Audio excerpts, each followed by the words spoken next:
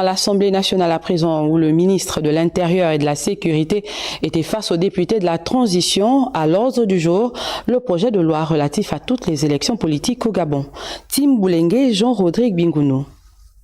Améliorer le processus électoral au Gabon, tel est entre autres le sens donné au projet de loi modifiant et supprimant certaines dispositions de la loi numéro 07/96 du 12 mars 1996 portant dispositions communes à toutes les élections politiques soumises à l'approbation de la représentation nationale par le ministre de l'Intérieur et de la Sécurité. Sous-tendant les motifs de la dite loi devant les honorables députés membres de la commission des lois, des affaires administratives et des droits de l'homme, Hermani Mongolt a précisé que le ministère dont il a la charge est désormais seul et unique garant de l'organisation de toutes les élections au Gabon. À cela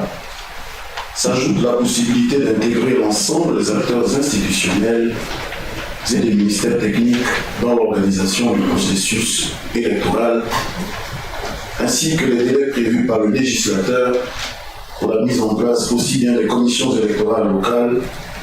que de la convocation du collège électoral ou de toutes les opérations y relatives en cas d'élection référendaire ou politique. Concernant 77 articles, soit 37 abrogés, 16 amendements visent d'une part un retour à l'ordre constitutionnel et l'amélioration du processus de restauration des institutions,